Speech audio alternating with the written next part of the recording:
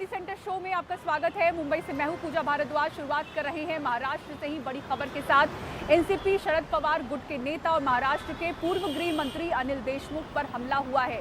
नागपुर के काटोल में जब वो चुनावी सभा के बाद लौट रहे थे, वहां पर उनकी कार पर लोगों ने पत्थर फेंके और इस पत्थरबाजी में अनिल देशमुख के सर पर चोट लगी है। तस्वीरें भी सामने आई है जहां उनके सर से खून निकलता हुआ दिख रहा है। काटोल के ही एक अस्पताल में उन्हें इलाज के लिए ले जाया गया। शरद पवार गुट के नेता अनिल देशमुख पर हमला हुआ है। ये हमला तब हुआ जब वो कटोल नरखेड़ इलाके से अपने घर की ओर जा रहे थे। कहा जा रहा है कि जैसे ही वो बेलफाटा इस त्रिशूरपुर इलाके में पहुंचे, वैसे ही उनकी गाड़ी पर कुछ अज्ञात लोग पथराव करने लगते हैं और जिसके ठीक बाद एक और गाड़ी के जो शीशे हैं वो चकनाचूर हो गए। वहीं दूसरी ओर अनिल देशमुख के सिर पर भी गहरी चोट आई है। फिलहाल अनिल देशमुख को कटोल अस्पताल में भर्ती कराया गया है। उनका इलाज जारी है। आसपास का माहौल खराब ना हो इसलिए पुलिस की डिप्लॉयमेंट को और ज्यादा बढ़ा दी गई है। लेकिन वहीं दूसरी ओर बात ये भी है कि आज महाराष्ट्र में होने वाले विधानसभा चुनाव के ठीक पहले 48 घंटे पहले जो पूरे प्रचार प्रसार का कार्यक्रम था उसे रोक दिया गया है। आज आखिरी दिन था और अनिल देशमुख अपने बेटे सलील देशमुख, जिन्हें उम्मीदवारी दी गई है महाविकास आघाड़ी से कटोल नरखेड़ इलाके से, उनके ही इलाके से जब वो अपने घर की ओर जा रहे थे, उन पर इस प्रकार पथराव किया गया है, उन पर हमला किया गया है, जिसके चलते इलाके में पुलिस की बंदोबस्ती और दूसरी ओर पुलिस की पड़ताल शुरू हो चुकी है समझने के लिए कि आखिर ये अज्ञात लोग कौन थे।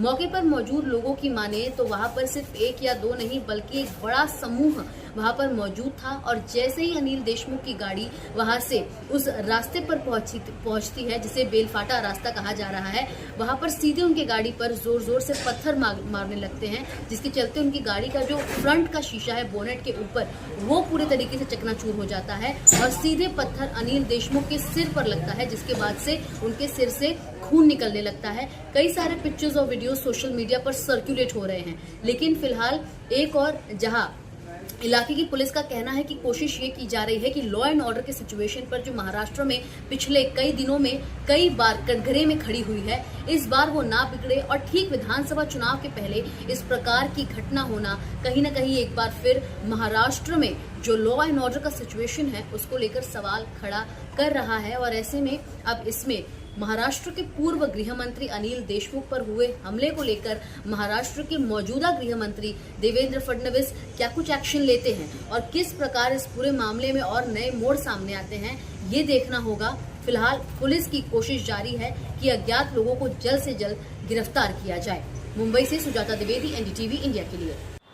किसने सोचा होगा कि शरद पवार की बारामती में कभी शरद पवार या फिर उनके परिवार के किसी सदस्य को रोका जा सकता है, पर इस चुनाव ऐसा हुआ है। बारामती में अजीत पवार के सामने उनके ही भतीजे योगेंद्र पवार खड़े हैं और योगेंद्र पवार के चुनाव प्रचार के लिए प्रतिभा पवार, जो कि शरद पवार की पत्नी है, आजकल वो भी जमीन पर उतरी हुई हैं और इसी क्रम में हाईटेक टेक्सटाइल पार्क जो कि बारामती में है वहां वो पहुंच रही थी, लेकिन गेट के बाहर उन्हें आधे घंटे के लिए रोककर सिक्योरिटी गार्ड ने रखा।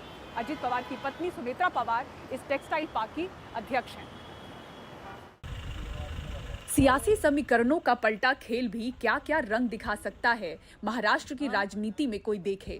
जो शरद पवार अपने गढ़ कहे जाने वाले बारामती में टेक्सटाइल पार्क लेकर आए, आज उनकी ही पत्नी प्रतिभा पवार को अंदर प्रवेश करने से रोका गया। इस वायरल वीडियो में वो सुरक्षा कर्मी से बात करती हुई सुनाई दे रही हैं। वीडियो में प्रतिभा पवार बताती हैं कि वो यहाँ कुछ खरीदारी करने के लिए पहुंची हैं। गार्ड ने उन्हें गेट के बाहर ही रोका और कहा कि उसे अनिल वाघ नाम के व्यक्ति ने गेट न खोलने का निर्देश दिया है। पण नाही, तुम्ही का लावलं? म्हणजे आता आम्हाला बघून लावलं? नहीं, मग वो उधर से फोन आया। किधर से फोन आया? किसका फोन आया? वाघ वाघ वाघ वाघ सचिन वाघ सचिन वाघ कौन है सचिन वाघ? कौन है? अनिल वाघ है। अच्छा, यहाँ के सीओ है। सीईओ। लेकिन बंद है क्या अंदर सब? हाँ? अंदर चालू है कि बंद है सब? चालू है। चालू है। तो फिर क्यों बंद किया? क्यों? क्यों? अब वो उनको हम क्या है, हम सिक्योरिटी है। तो हम चोरी करने थोड़े आ गए हैं। अब क्या हमको है, कुछ क्या शॉपिंग नहीं है? करना है उनसे यहाँ। फोन हो गया, बात हो गया ना आपको। हमको शॉपिंग करना है यहाँ पे। ये जो बैग्स वाला है ना, उसके पास जाना है। उनका ऑर्डर लेने का तो बाद में उनको बोलो ना हमको शॉपिंग करना है। हाँ, तो बोले ना साहब ने। आपको बता दें कि अजीत पवार की पत्नी सुनेत्रा पवार बारामती के टेक्सटाइल पार्क की अध्यक्ष हैं। हालांकि इस बहस के कुछ समय के बाद उन्हें अंदर जाने दिया गया और उनसे माफी भी मांगी गई। बाद में टेक्सटाइल पार्क की सिक्योरिटी देख रहे अधिकारी ने सफाई दी कि सुरक्षा कर्मी को नहीं पता था कि वो प्रतिभा पवार हैं। शरद पवार और प्रतिभा पवार की बेटी और बारामती से सांसद सुप्रिया सुले ने बताया कि इस दौरान उनकी बेटी रेवती भी उनकी मां के साथ मौजूद थी, जिन्हें करीब आधे घंटे तक गेट के बाहर रोक कर रखा गया। टेक्सटाइल पार्क आदरणीय पवार साहब, मेरे पिता ने बारामती में टेक्सटाइल पार्क बनाया था और आज मेरी मां और बेटी को उसी पार्क के गेट पर 25 मिनट तक इंतजार करना पड़ा। उन्हें सुरक्षा गार्ड्स ने अंदर जाने नहीं दिया। ठीक है, अब जब सत्ता वहां है तो लोगों के साथ जैसा चाहे वैसा व्यवहार कर सकते हैं। बताया जा रहा है कि टेक्सटाइल पार्क के भीतर राजनीतिक कार्यक्रम के तहत प्रतिभा पवार की महिला श्रमिकों से मिलने की योजना थी, इसलिए उन्हें अंदर जाने से रोका गया। बारामती में इस बार अजीत पवार के सामने उनके भतीजे और शरद पवार के पोते योगेंद्र पवार चुनावी मैदान में हैं। पवार वर्सेस पवार की इस लड़ाई में एक बार फिर से पारिवारिक खींचतान चुनावी हेडलाइन का कारण बने हैं। महाराष्ट्र से ब्यूरो रिपोर्ट, एनडीटीवी इंडिया। और अब बड़ी खबर आपको दिखाते हैं मध्य प्रदेश के दमोह जिले से, जहां स्वदेशी मेले में सभी मुस्लिम कारोबारियों की दुकानों को खाली कराकर उन्हें बाहर कर दिया गया। मुस्लिम कारोबारियों का कहना है कि दूसरे राज्यों से पैसा जमा करके यहां पर स्टॉल बुक कर वो व्यापार करने आए थे। अब जिला प्रशासन ने जांच का आश्वासन दिया है। दिखाते हैं आपको ये रिपोर्ट।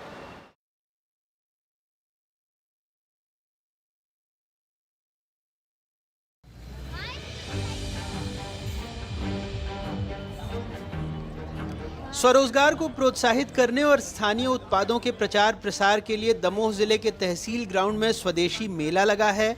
अच्छी बातें लिखी हैं, मसलन सभी को समान समझना, लोगों में परस्पर प्रेम और सौहार्द बढ़ाना, समाज के सभी वर्गों में बराबरी का भाव, सभी जाति धर्म और वर्ग के लोग एक साथ एक रस के समान हो जाएं, बिना भेदभाव के आपस में मिलजुल कर रहना। ये भी बताया गया कि इससे राष्ट्रीय एकता मजबूत होती है। पोस्टर देख लिया, अब हकीकत सुनिए। मेरा नाम पूछा है, पूरे मोहम्मद है, मुसलमान है, और ये दुकान बंद करो।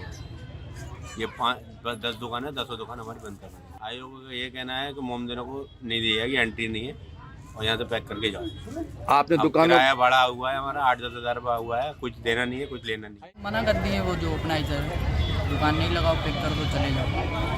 24 तक है मेला। हाँ, अब बोला यहाँ से नहीं। मुसलमानों को सब हटा रहे हैं। ये मुसलमानों के जितने दुकानदार हैं ना, उन्हीं लोग का दुकान बंद करा रहे हैं। और वो अलेसर वाले बोले कि यहाँ मुसलमानों को नहीं लगेगा दुकान। आए कब का 15-20 लोग थे। आप कहाँ से आए थे, कितना कर? हम सागर से आए। पड़ोसी दुकानदार भी कह रहे हैं गलत हुआ, मेला सूना हो गया है। हमारे जो मुस्लिम बंधुओं की दुकानें हैं वो एक खाली करवा दी गई। आज तक शहर में ऐसा कहीं नहीं हुआ है। आज हमारे लोग कश्मीर से आए हैं, राजस्थान से आए हैं, सब लोग आए हैं। आज पूरा सामान बंदा पड़ा हुआ है। आखिर ये शहर में कौन जहर घोल रहा है? दमोह कलेक्टर ने शिकायत मिलने पर जांच का आश्वासन दिया है। ये कार्यक्रम सरकार का कार्यक्रम नहीं है, वो स्वदेशी जागरण मंच का कार्यक्रम है।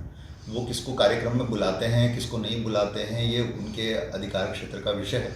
हमको पहले एक बार देख लेना चाहिए कि एक्चुअली मूल जड़ क्या थी इसकी, या फिर ऐसा कोई चीज़ जो भी घटना घटी है, यदि ये घटी है घटना, तो ऐसी घटना आखिर किस कारण से घटी है, इसके बारे में पहले हम जानकारी ले लें, और जानकारी लेने के बाद फिर उसके बाद हम आगे का कदम तय करें कि हमको क्या करना। हालांकि प्रशासन कह रहा है आयोजन सरकारी नहीं है, फिर भी जिला शिक्षा अधिकारी ने स्कूलों को आदेश दिए हैं कि वो बच्चों को मेला घुमा कर लाएं।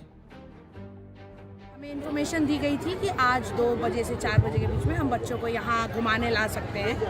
तो डीईओ सर की तरफ से लेटर आया हुआ था और बस उसी के तहत हम बच्चों को यहाँ लेकर के आए। सच भी है, ये बातें तो पोस्टर में हैं। पोस्टर किताबी ज्ञान के लिए होता है। अब इन दुकानदारों ने सच मान लिया तो आयोजकों का क्या कसूर। 14 से मेला शुरू था, कई राज्यों से कारोबारी आए हैं, स्टॉल बुक किया, पैसे चुकाए। कम से कम अब पैसे मिल जाएं तो पोस्टर की थोड़ी बहुत इज्जत तो बच जाए। दमोह से आजम खान के साथ अनुराग द्वारी की report, NDTV. Delhi NCR gas chamber में तब्दील होता हुआ नजर आ रहा है। ज्यादातर जगहों पर AQI 400 के पार है।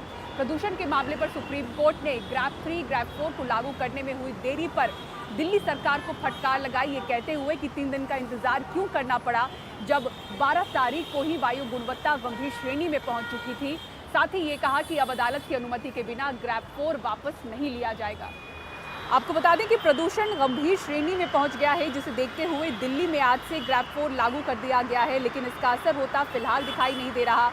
रविवार को AQI 450 तक पहुंचने के बाद ग्रैब 4 लागू करने का फैसला किया गया, लेकिन आज सुबह स्थिति और बिगड़ गई और द्वारका और नजफगढ़ समेत कई जगहों पर AQI 500 और उसके करीब पहुंचता हुआ दिखा। प्रदूषण संकट से निपटने के लिए ग्रैब 4 लागू होने से गाजियाबाद में बुलंदशहर रोड इंडस्ट्रियल एरिया में औद्योगिक इकाइयों पर बुरा असर पड़ा है। जो दिहाड़ी मजदूर हैं वो प्रभावित हुए दिख रहे हैं, दर दर भटकना पड़ रहा है काम के लिए। दिखाते हैं आपको बुलंदशहर रोड इंडस्ट्रियल एरिया से हमारे सहयोगी हिमांशु शेखर की ग्राउंड रिपोर्ट।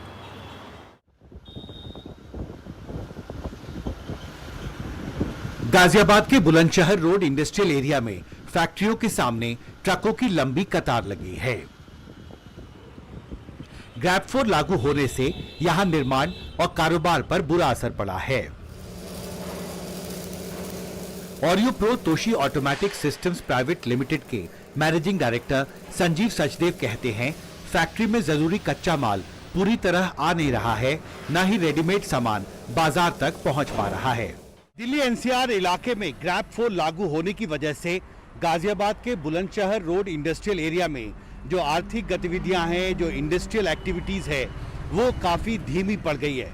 इसकी वजह यह है कि ट्रांसपोर्टेशन पर कई तरह के प्रतिबंध लगाए गए हैं और इसका नतीजा ये हुआ है कि यहाँ फैक्ट्रियों में जो कच्चा माल हर दिन पहुँचता था, जो प्राइमरी मटेरियल है प्रोडक्शन के लिए, वो सही तरीके से नहीं पहुँच पा रहा है और साथ ही जो माल फैक्ट्रियों में तैयार होता है वो बाजार और क्लाइंट तक नहीं पहुंच पा रहा है और इसका नतीजा ये हुआ है कि जो आर्थिक गतिविधियां हैं, जो प्रोडक्शन आउटपुट है फैक्ट्रियों का, वो घट गया है। जो ग्रैब 4 अभी लागू हुआ है, ये सबसे एक्सट्रीम कंडीशन है। सो ग्रैब 4 के लागू होने से जो हमें मेजर इम्पैक्ट इंडस्ट्री पे आएगा और आ रहा है, एक तो ट्रांसपोर्टेशन से संबंधित है, क्योंकि अब आपकी सारी डीजल व्हीकल्स बंद हो गई, मटेरियल आ नहीं सकता और आपका मटेरियल जा नहीं सकता। इससे पूरी सप्लाई चेन डिस्टर्ब हो जाएगी और उसका मैन्युफैक्चरिंग पे बहुत बड़ा इम्पैक्ट पड़ेगा। अपना रॉ मटेरियल जो आपका वेंडर से आता है वो कैसे आएगा? जब रॉ मटेरियल ही नहीं आएगा, सप्लाई चेन आपकी रुक जाएगी, तो जो मटेरियल आप बना रहे हैं वो भी रुक जाएगा। तो अब इंडेफिनिट पीरियड के लिए, जब तक कि ग्रैब 4 की ये रिस्ट्रिक्शंस नहीं हटती हैं, आपकी कंप्लीट इंडस्ट्रियल प्रोडक्शन और सप्लाई चेन दोनों ही बड़े बुरे तरीके से इम्पैक्ट होंगी। ग्रैब 4 लागू होने से बुलंदशहर रोड इंडस्ट्रियल एरिया में लोडिंग अनलोडिंग का काम लगभग रुक गया है। इसकी वजह से सबसे ज्यादा प्रभावित दिहाड़ी मजदूर हैं। हमें मजदूरी झाड़ी में भी दिक्कत आ रही है काफ़ी, और हमारे घर के व्यवसाय में भी प्रॉब्लम चल रही है। तो ये फैक्ट्रियों में अभी काम रुक गया है दिहाड़ी मजदूरों के लिए? जी जी बहुत डाउन चल रहा है सर। 1 दिन लग रहा है, 4 दिन नहीं लग रहा है। और इस पर हमें लेबर कार्डों पर भी कोई योजना नहीं दी जा रही सरकार द्वारा सर। मौसम खराब है, काम धाम नहीं लग रहा फैक्ट्री में, प्रदूषण की वजह से मजदूर आदमी है, 3-3 4-4 दिन खाली बैठ रहे हैं। बच्चों को क्या चीज़ खिलाएं? बढ़ी हुई महंगाई ने इन मजदूरों का संकट और बढ़ा दिया है। अब प्रभावित मजदूर सरकार से मुआवजा की मांग कर रहे हैं। जो सरकार द्वारा मंथन मिलता था, साल का जो 3000 रुपये खर्चा मिलता था लेबर कार्ड पे, वो भी बंद कर दिया गया है जब से गवर्नमेंट ने वर्दियों के रूप में जो मिलता था। आपको सरकार को मदद करना चाहिए। सरकार को मदद करना चाहिए। नहीं हो तो लेबर कार्ड वालों को व्यवसाय में थोड़ा कुछ लाभ दिया जाए, जो साल भर का कुछ खर्चा पानी रूप में निकल जाए इनसा। गाजियाबाद के बुलंदशहर रोड इंडस्ट्रियल एरिया से हिमांशु शेखर, NDTV इंडिया। और फिनलैंड में किस तरह से मनाया गया छठ उत्सव, दिखाएंगे आपको खास तस्वीरें एक ब्रेक के बाद। आप देखते रहिए सिटी सेंटर शो।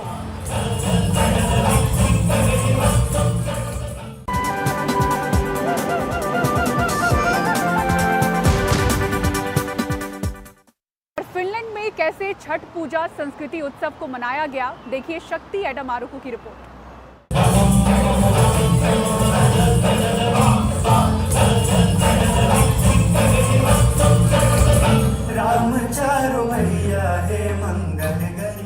ये दृश्य है छठ पूजा सांस्कृतिक उत्सव के, जो इस वीकेंड फिनलैंड में धूमधाम से मनाया गया। सूर्य देवता को समर्पित ये पर्व अब भारत की सीमाओं से बाहर भी पहुंच चुका है। फिनलैंड में बिहार झारखंड परिषद ने भारतीय दूतावास के साथ मिलकर छठ की समृद्ध परंपराओं को मनाने के लिए समुदाय को एकजुट किया।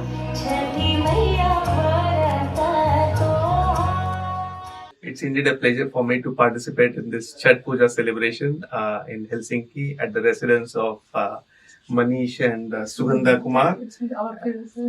And thank you so much. This is the first time I'm here and wish you all the best. Chhath पूजा हम सब के लिए बहुत खास है। ये हमारे दिल के करीब है और इससे अनगिनत यादें बचपन की जुड़ी हुई है। BJPF-RY द्वारा ऑर्गेनाइज्ड ये चौथा छठ पूजा सेलिब्रेशन है। इसको सेलिब्रेट करके हम अपने रूट से कनेक्टेड फील करते हैं, अपने कल्चर से कनेक्टेड फील करते हैं। आज हम सबको बिल्कुल इंडिया फील हो रहा है, अपने घर में फील हो रहा है। Please welcome to the stage our talented dancers. कार्यक्रमों ने सभी का, खासकर फिनिश लोगों का दिल जीत लिया।